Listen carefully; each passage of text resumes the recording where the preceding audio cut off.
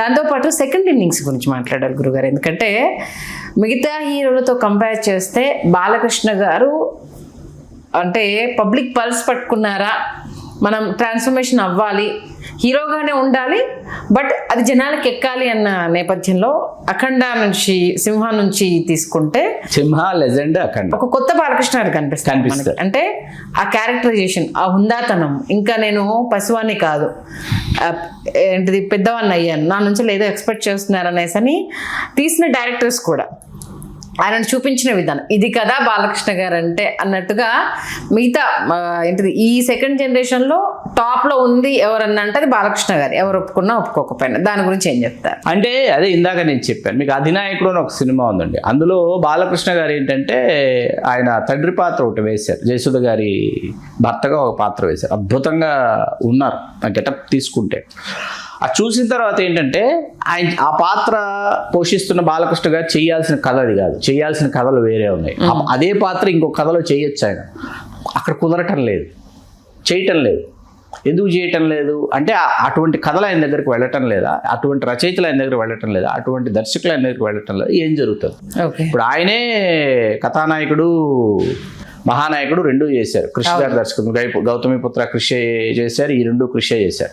రెండింటిలో ఏంటంటే ఒక వయసుకు వచ్చిన తర్వాత, ఒక వయసుకి ఇందాక నేను చెప్పినట్టు వచ్చిన తర్వాత ఏంటంటే కొన్ని ఆహార్యాలు, కొన్ని మేకప్స్ ఏవైతే ఉన్నాయి, గెటప్స్ ఏవైతే ఉన్నాయో అవి నాట్ సూటబుల్ అనమాట కొన్నింటికి. అందుకే ఆ తర్వాత ప్రాస్థెటిక్ మేకప్ ఎందుకు వచ్చిందంటే దీన్ని దృష్టిలో పెట్టుకుని ప్రాస్థెటిక్ మేకప్ వచ్చింది. ఆయన మధ్యలో ఒక్క మగాడని ఒక సినిమా చేశారు. ఆ సినిమా విడుదలైన సమయంలో చాలా సినిమా సర్కిల్స్లో జరిగిన డిస్కషన్ ఏంటంటే ఒక కథ శంకర్ దగ్గరికి వెళ్ళింది, అదే కథ మన తెలుగు డైరెక్టర్ దగ్గరికి వస్తే ఆ కథ ఏమైందంటే శంకర్ దగ్గరికి వెళ్ళిన కథ భారతీయుడు అవుతుంది, అదే మన తెలుగు డైరెక్టర్ దగ్గరికి వస్తే ఒక మగాడు అయిపోతుంది.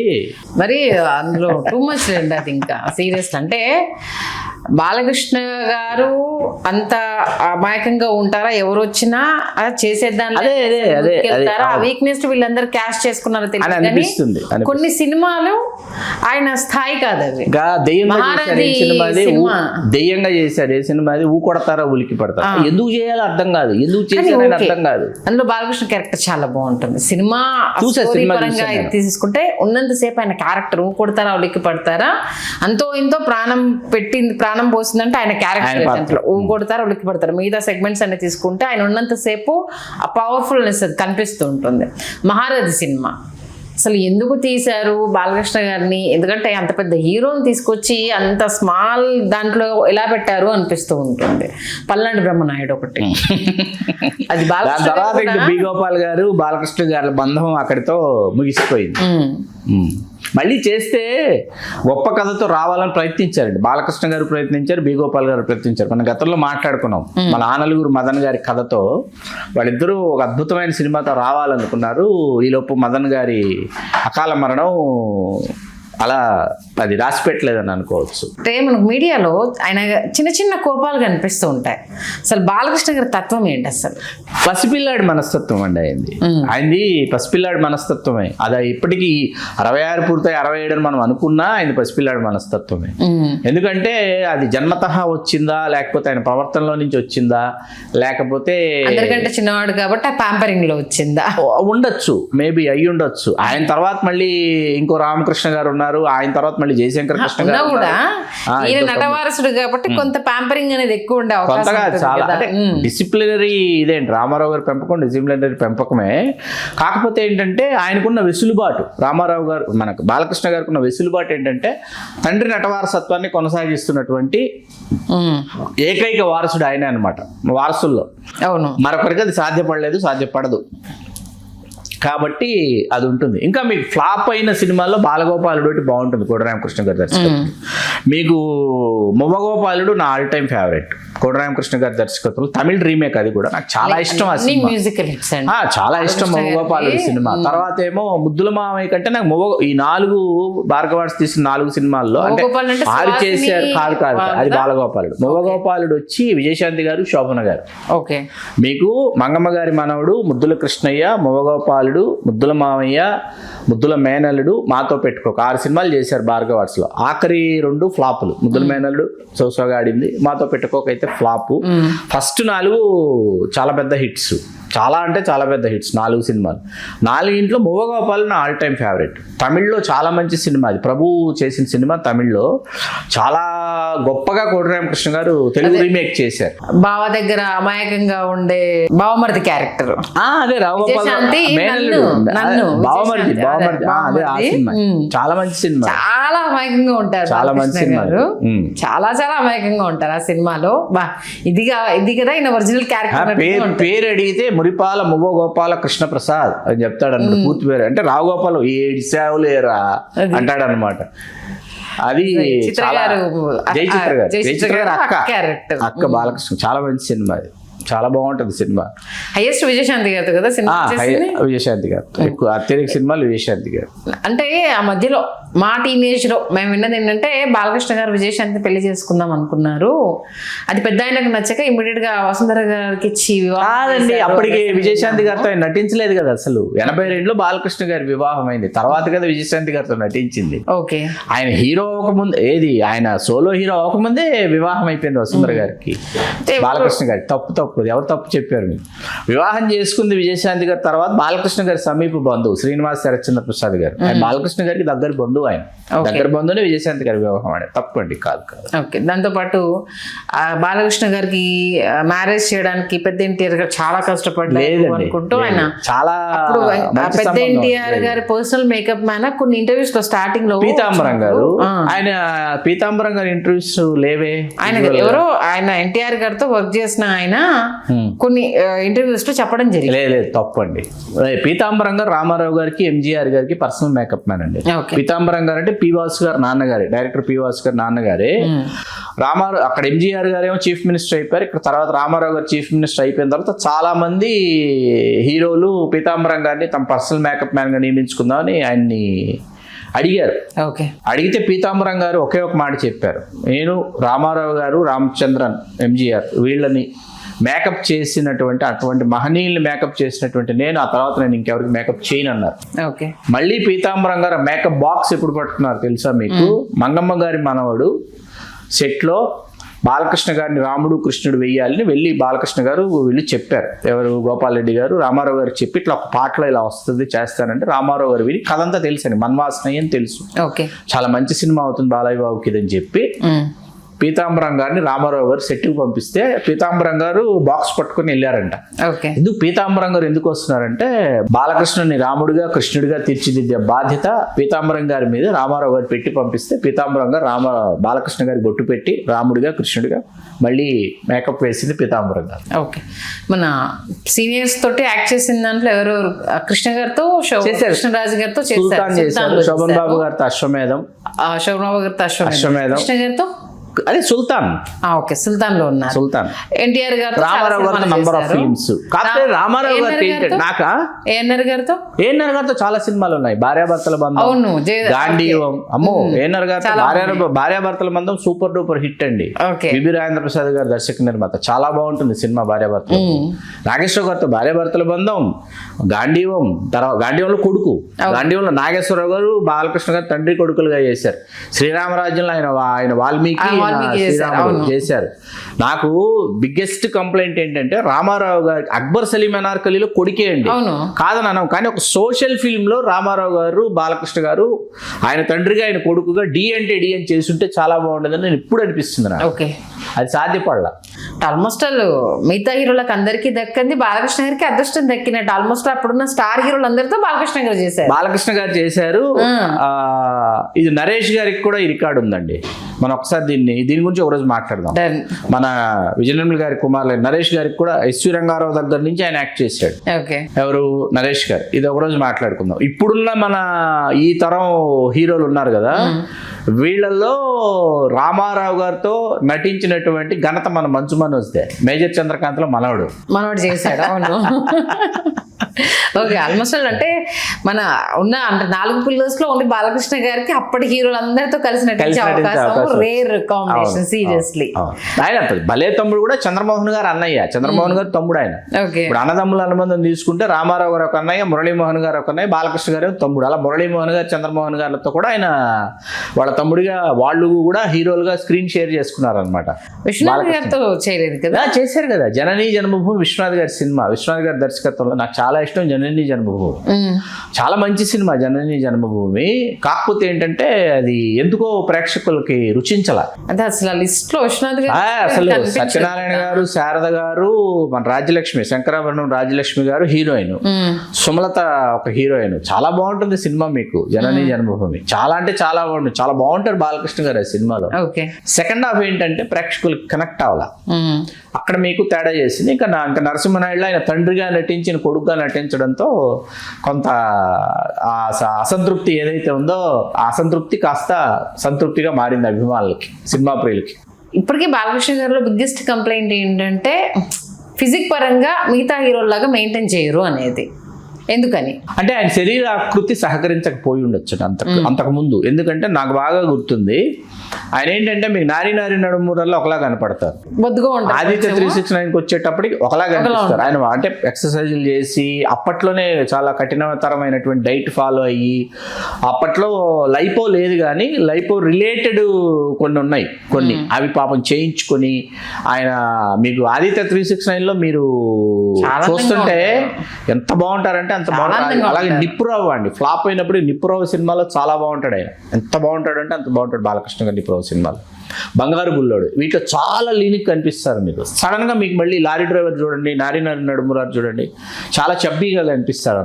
ఎందుకంటే ఆ శరీర ఆకృతి ఏంటంటే అది ఆ తత్వం, ఆ శరీర తత్వం అలాంటిది అనమాట. అంటే రూపం వాళ్ళ నాన్నగారి రూపం వచ్చింది, రామారావు గారి రూపం వచ్చి శరీర తత్వం వాళ్ళ అమ్మగారి శరీర తత్వం వచ్చింది, బసవరామ తారకం గారి శరీర తత్వం. మీరు హరికృష్ణ గారిని చూడండి, లేకపోతే పురంధేశ్వరి గారిని చూడండి, బాలకృష్ణ గారిని చూడండి, వాళ్ళ వర్చస్సు ఛాయ రామారావు గారి, కానీ శరీర ఆకృతులు బసవరామ తారకం గారి శరీర ఆకృతులు కనిపిస్తాయి. ఓకే, అంటే ఉన్న డైరెక్టర్ లో బాలకృష్ణ గారిని బాగా ఉపయోగించుకున్న డైరెక్టర్ ఎవరు? ఇది కొంచెం కష్టసాధ్యమైన ప్రశ్న. ఎందుకంటే ఆయన చాలా ఒదిగిపోయాడండి. ఆయన బి గోపాల్ గారితో ఒకలాగా, కోదండరామిరెడ్డి గారితో ఒకలాగా, శరత్ గారి దర్శకత్వంలో ఒకలాగా. శరత్ గారు పెద్దన్నయ్య కానీ వంశానికి ఒక్కడు మంచి సినిమాలు, సుల్తాను, వంశోద్ధారకుడు ఆడకపోయినా బాలకృష్ణ గారిని చాలా కష్టపడి తీర్చిదిద్దారు. శరత్ గారి సినిమాలు 4 చేసిన 5 చేసిన. కోడిరామకృష్ణ గారిని, బాలకృష్ణ గారిని పర్ఫెక్ట్ గా బాలకృష్ణ గారిని తీసుకుని ఇతన్ని ఇట్లా పోర్ట్రేట్ చేయొచ్చు అని మొట్టమొదట స్క్రీన్ మీద తీసుకొచ్చింది కోడిరామకృష్ణ గారు. క్రెడిట్ కోడిరామకృష్ణ గారికి ఇవ్వాలి. మంగమ్మ గారి మనవడు, ముద్దుల కృష్ణయ్య, మొవ్వగోపాలుడు, ముద్దుల మామయ్య 4 back to back black busters ఇచ్చి, కోడిరామకృష్ణ గారి మధ్యలో బాలగోపాలుడు ఫ్లాప్, మన ఇది ఫ్లాప్, ముద్దుల మేనడు, సోసోగాడు. ఇంకో సినిమా ఏదో చేశారు వాళ్ళిద్దరు కలిసి. ఇంకో సినిమా మీకు ఎస్ఎస్ రవిచంద్ర అని ఒక డైరెక్టర్ అండి, నాకు చాలా ఇష్టమైన సినిమా బాలకృష్ణ గారి సినిమాల్లో దేశోద్ధారకుడు అని ఒక సినిమా, చాలా బాగుంటుంది. ఎస్ఎస్ రవిచంద్ర గారు ఆ దేశోద్ధారకుల్లో బాలకృష్ణ గారు దుర్యోధనుడిగా ఏకపాత్ర అభినయం ఆ సినిమాలోనే చేశారు. తర్వాత ఛత్రపతి శివాజీగా బాలకృష్ణ గారు కనిపించిన సినిమా కూడా దేశోద్ధారకుడే, చాలా బాగుంటుంది, వెరీ ఎంటర్టైనింగ్ మూవీ. ఆ తర్వాత అదే ఎస్ఎస్ రవిచంద్ర మన మోహన్ లాల్ గారి మలయాళంలో బ్లాక్ బస్టర్ని తీసుకొచ్చి తెలుగులో అశోక చక్రవర్తి చేశారు, పెద్ద ఫ్లాప్ అనమాట. అలా ఒక్కొక్క దర్శకుడికి ఆయన ఒక్కొక్కలాగా ఒదిగిపోయారు. కోదండరామిరెడ్డి గారు నంబర్ ఆఫ్ ఫిలిమ్స్ చేసిన కోదండరామిరెడ్డి గారు కమర్షియల్ గా బాలకృష్ణ గారిని పెంచడం, మనం బిగోపాల్ గారు ఈ ఇండస్ట్రీ హిట్ ఇచ్చాడు, లేకపోతే బోయపాటి శ్రీను గారు ఆ బ్లాక్ బస్టర్ ఇచ్చాడు అనడం కంటే టైమ్లీ కుదిరినటువంటి సినిమాలు ఆయా సందర్భాల్లో. కానీ ఎవ్రీ ఇయర్ మీకు కోదండరామిరెడ్డి గారి సినిమా ఏదో ఒకటి బాలకృష్ణ గారిని మీకు, అనసూయమ్మ గారు అల్లుడు, బల్లే దొంగ, నారీ నడుమురారి, ఇట్లా మీకు ఎవ్రీ ఇయర్ మీకు కోదండరామిరెడ్డి గారి సినిమా ఏదో ఒకటి, రక్తాభిషేకం, ఇట్లా ఏదో ఒక సినిమా మీకు బాలకృష్ణ గారికి కమర్షియల్ గా సినిమా మిమ్మల్ని నెక్స్ట్ లెవెల్కి తీసుకెళ్ళేది. అది చాలా ఇంపార్టెంట్. ఇప్పుడున్న డైరెక్టర్స్ లో ఇన్ని సినిమాలను మాట్లాడి మనం కోదండరామిరెడ్డి గారు బాలకృష్ణ డైరెక్ట్ చేసిన ఇంకొక సినిమా గురించి చెప్పలా, అవుట్ స్టాండింగ్ బొబ్బిలి సింహం. నిన్న మొన్న టీవీలో వచ్చింది సార్. కోదండరామిరెడ్డి గారిని అడిగాను, శారద గారేమో బామ్మ క్యారెక్టర్, టాప్ 10 సినిమాలు గారేమో మామయ్య క్యారెక్టర్. ఎవరి పాత్ర ఎక్కడ సమతూకం వేసినట్టు ఉంటుంది ఒక్కొక్క పాత్ర. కోదండరామిరెడ్డి గారు టాప్ 10లో ఒక సినిమా. ఆయన అడిగాను నేను, ఆయన మామూలుగా అడుగుతూ, సార్ ఏ సినిమా షూటింగు రేపు వెళ్ళిపోయి షూటింగ్ చేసేయాలి, సీన్ తీసేయాలి అని మీకు అనిపించిన సినిమాలు ఏవంటే ఛాలెంజ్ ఒకటి, బొబ్బిలి సింహం ఒకటి, రెండు చెప్పారు. ఎప్పుడెప్పుడు రేపు పొద్దున వెళ్ళి సీన్ తీస్తానని అనిపించింది చిరంజీవి గారి సినిమాలో ఛాలెంజ్, బాలకృష్ణ గారి సినిమాలో బొబ్బిలి సింహం. బొబ్బిలి సింహంకి అయితే నిద్ర పట్టేది కాదంట ఆయనకి. ఏది లొకేషన్కి వెళ్తే రూమ్లో నిద్ర పట్టేది కాదు నాకు, దొల్లుతా పడుకుని అలా ఇలా లేచేసేవాడిని. ఎప్పుడు తెల్లవారుతుందా, ఎప్పుడు వెళ్ళి ఈ సీన్ తీద్దామని అనిపించింది సినిమా నాకు బొబ్బిలి సింహం అని. అందుకే బొబ్బిలి సింహం అంత గొప్పగా ఉంటుంది. నిజంగా అందులో బాలకృష్ణ గారిని చూపించిన విధానం కావచ్చు, నిజంగా నా ఫ్యామిలీ పెద్ద రాజసం ఎట్లా ఉంటుంది అనేసి అని ఆయనను కెమెరా యాంగిల్స్లో అందము, ఆ ఊరి పెద్ద ఇలా ఉంటాడు, తమిళ్లో మన తనికెళ్ళ బర్ని క్యారెక్టర్ వచ్చినప్పుడు మాట్లాడే విధానం కావచ్చు, ఈచ్ అండ్ ఎవ్రీ క్యారెక్టర్ భలే ఉంటుంది. ఇంకో సినిమా కూడా సార్, నాజర్ గారు ఉంటారు, అన్నదమ్ములు ఎదురుగా ఉంటారు, బట్ కలుసుకోరు. సినిమా పేరు గుర్తుకు రావట్లేదు. అదే ముద్దుల మేనల్లుడు. ముద్దుల మేనల్లుడు విజయశాంతి గారు హీరో. ముద్దుల మేనల్లుడు ఫ్లాప్. ముద్దుల మేనల్లుడు ఆళ్ళ కోదండరామిరెడ్డి గారి డైరెక్షన్, ముద్దుల మేనల్లుడు కోదండరామకృష్ణ గారు. కోదండరామిరెడ్డి గారి డైరెక్షన్ ఆడని సినిమాలు ఫ్లాపులు, విపరీతమైన ఎక్స్పెక్టేషన్స్. ధర్మక్షేత్రం తర్వాత రానా, ముద్దుల మొగుడు. ఇవాళ ముద్దుల మొగుడు మ్యూజికల్ గా చాలా బాగుంటుంది సినిమా, చాలా అంటే చాలా బాగుంటుంది మ్యూజికల్ గా. రానా కూడా కొంచెం అతి అనిపిస్తుంది, మెయిన్ చెల్లెలి క్యారెక్టర్ కి తను ఒదగకపోవడం. అదే భాగ్యశ్రీ గారు కుదరలేదు ఆ పాత్రకి, ఆ నప్పకపోవడం. వేరే ఏ హీరోయిన్ అయినా, వేరే ఏ ఆర్టిస్ట్ అయినా బాగుండేది. ఎందుకంటే హీరోయిజం లో క్యారెక్టర్ సూపర్ గా ఉంటుంది, బట్ ఆవిడ్ని సిస్టర్ గా అంటే ఎందుకు రిసీవ్ చేసుకోలేకపోయారు. నెక్స్ట్ టాప్ హీరో అది ఫ్లాప్. కృష్ణారెడ్డి గారు కదా, కృష్ణారెడ్డి గారు ఫ్లాప్. కానీ క్యారెక్టరైజేషన్ భలే ఉంటుంది బాలకృష్ణ. భైరవ ద్వీపం, గాంధీవం అండి. భైరవ ద్వీపం, గాంధీవం, బొబ్బిలి సింహం టాప్ హీరో 1994. భైరవ ద్వీపం ఇంకా అద్భుతం, టాప్ నాచ్ అదిగా. ఇంకా తర్వాత బొబ్బిలి సింహం. ఆ రెండు సినిమాలు బాలకృష్ణ గారికి కెరీర్ లో అత్యుత్తమ చిత్రరాజాలు అనమాట. ఓకే, అంటే ఓల్డ్ డైరెక్టర్స్ లో బాలకృష్ణ గారు వీరిని మిస్ అయ్యారన్న వాళ్ళు ఎవరైనా ఉన్నారా? దాసరి నారాయణరావు గారు తొలినాళ్లలో మిస్ అవ్వటం వల్ల ఏంటంటే, దాసరి గారు 150 సినిమాకి దాసరి గారు అసలు అప్డేట్ అవ్వకపోవడం, చిరంజీవి గారితో కూడా 100వ సినిమా చేసే నాటికి ఆ సమయానికి అప్డేట్ అవ్వకపోవడం లంకేశ్వరుడు అయింది. ఈ సమయానికి అసలు దాసరి గారు డైరెక్షన్ చేయకూడదు అనుకున్న టైంలో చేయటం పరమవీర చక్ర అయింది. దాసరి గారితో ఆ వెరీ బిగినింగ్ డేస్ బాలకృష్ణ గారు ఏదైనా చేసి ఉంటే బాగుండేదని అనిపిస్తుంది, చేయలేకపోయారు. అదొకటి అనిపిస్తుంది నాకు. అది అలాగే నాకు నా బిగ్గెస్ట్ కంప్లైంట్, ఒక సోషల్ ఫిల్మ్ లో రామారావు గారి ఫాదర్, బాలకృష్ణ గారి సన్, నువ్వంటే నువ్వా, నేనంటే నేనా, డి అంటే డి చేస్తుంటే చాలా బాగుండేది. అంటే అవకాశం ఉండి ఆ సమయంలో ఏదో ఒకటి చేసి ఉండొచ్చు, కానీ రామారావు గారు రాజకీయాలకు వెళ్ళిపోవడం వల్ల సాధ్యపడలా. నాకు శ్రీమద్ విరాట్ పోతులూరి వీరబ్రహ్మేంద్ర స్వామి చరిత్రలో సిద్ధయ్య క్యారెక్టర్ చాలా ఇష్టం, చాలా బాగా చేశాడు సిద్ధయ్య పాత్ర. ఆయన ఇన్వాల్వ్ అవ్వడం కానీ, ఆ గెటప్లో ఆయన కనిపించిన విధానం కానీ చాలా అందంగా ఉంటారు దాంట్లో. నెక్స్ట్ ఇప్పుడున్న డైరెక్టర్లో వీళ్ళు బాలకృష్ణ గారిని డైరెక్ట్ చేస్తే ఇంకా అద్భుతమైన అవుట్పుట్ వస్తుందన్న వాళ్ళు ఎవరున్నారు? అంటే రాజమౌళి గారు, అంటే వినాయక్ గారు చేస్తారా చేయరా, ఇప్పుడు ఏం చేస్తారు? చిన్నకేశ్వరరెడ్డి చేశారు, క్షమించాలి, అదే మన రాజమౌళి గారు నాకు చెయ్యాలని, రాజమౌళి గారు చెయ్యాలి. వినాయక్ గారు మళ్ళీ చేస్తే నేను అనేది, వినాయక్ గారు చేయలేదని కాదు, వినాయక్ గారు మళ్ళీ చేస్తే బాలకృష్ణ గారిని. మీకు కళ్యాణ్ రామ్ గారిని ఎవరో ఎప్పుడైతే ఇంటర్వ్యూలు అడిగారండి, బాలకృష్ణ గారి సినిమాల్లో మీకు ఇష్టమైన సినిమా అంటే, నేను మామూలు సమరసింహారెడ్డి నరసింహారెడ్డి అంటే చెన్నకేశ్వరరెడ్డి అన్నాడు. తర్వాత మళ్ళీ మీకు తారక్ని అడిగినప్పుడు తారక్ చెన్నకేశ్వరరెడ్డి అని చెప్పాడు. చెప్పిన తర్వాత ఏంటంటే, సినిమాలో ఆ చెన్నకేశ్వరరెడ్డిది ఆ జైల్లో నుంచి వచ్చిన ఒక అరగంట సినిమా ఉంటుంది మీకు, ఒక ఎపిసోడ్ ఉంటుంది మీకు. ఆ ఎపిసోడ్ వినాయక్ గారు ఎంత అద్భుతంగా తీశారంటే అంత అద్భుతంగా తీశారు.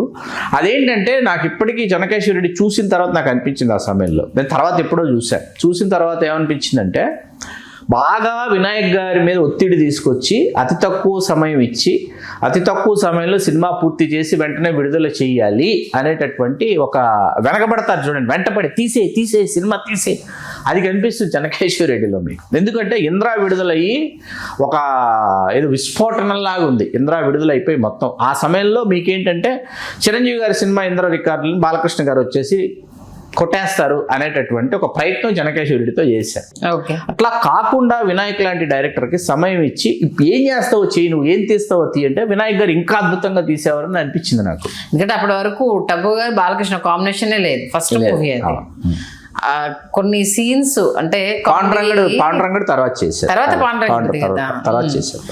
అది చూసినప్పుడు అదే అనిపించింది, అబ్బా ఇంకా ఏదో మిస్ అయింది, ఇంకో కొన్ని పడి ఉంటేనా సినిమా రేంజ్ లో ఉండేది. అదే వాళ్ళు దాంట్లో మనకి బ్రహ్మానందం గారి సీమశాస్త్రిని గుర్తు వస్తాయి మనకి. అవును, అలాంటి గుర్తు వస్తాయి. కాబట్టి ఏంటంటే సమయం ఇచ్చి ఉండాలి, సమయం ఇచ్చి మరింత తీర్చిదిద్దుంటే. అంటే వెరీ బ్యాడ్ స్క్రిప్ట్ అంటే పల్నాడు బ్రహ్మనాయుడే, మీరు ఇందాక వెరీ బ్యాడ్ స్క్రిప్ట్ అది తొడగొడితే ట్రైన్ వెళ్ళిపోవడం అనేది ఓ రేంజ్ అది కదా అప్పుడు జరిగింది. అక్కడ ఏమైందంటే అండి, అది సరే మీకు సినిమా చూస్తుంటే నేను వచ్చి ఒక చీఫ్ అసోసియేట్ డైరెక్టర్ ఒక ఆయన కలిసి ఆయన వెళ్దాం అని ఫస్ట్ డే సాయంత్రం అమీర్పేట సత్యంకే తీసుకెళ్ళాడు. వెళ్తే ఓపెనింగ్ 20 నిమిషాలు అరగంట సినిమా అయింది. చెల్లెల్ని వాళ్ళు తీసుకెళ్ళిపోతారు, అదంతా ఉంటుంది.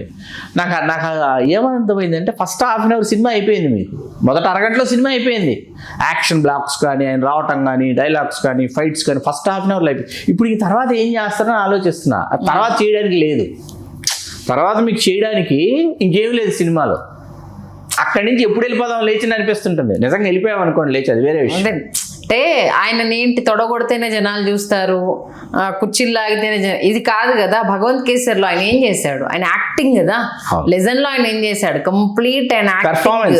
ఆయన అసలు ఒక కంటి చూపు ఎలా ఉంటుంది, ఒక చెయ్యి ఎత్తితే అక్కడ జనాలకు ఎలా ఉంటుంది, ఆయనలో ఉన్న రియల్ సింహం ఇది కదా అనేసి చూపించిన సినిమాలు చాలా ఉన్నాయి. పంచ్లైనర్స్ కూడా ఆయన చెప్పినట్టు ఎవరు చెప్పలేదు. ఫ్లూటు జింక ముందు సింహ ముందు కాదు, అవన్నీ ఆ పంచ్ లైనర్స్ దేవి శ్రీప్రసాద్ ఇచ్చిన బ్యాక్గ్రౌండ్ స్కోర్ కావచ్చు, అద్భుతమైన బ్యాక్గ్రౌండ్. ఇది కదా అసలు బాలకృష్ణ గారిని వాడుకునే విధానము, ఇది కదా ఆయన ప్రజెంటేషన్, ఇది కదా జనాలు కోరుకుంటుంది అన్నట్టు. అందుకే అన్నాను సెకండ్ ఇన్నింగ్స్ లో మిగతా ఏ హీరోలకు సాధ్యం కాదు, బాలకృష్ణ గారికి సాధ్యమైన సక్సెస్ రేట్. ఆయన మంచి నటుడు ఉన్నాడండి, ఆయనలో చాలా మంచి సున్నితమైనటువంటి నటుడు ఉన్నాడు.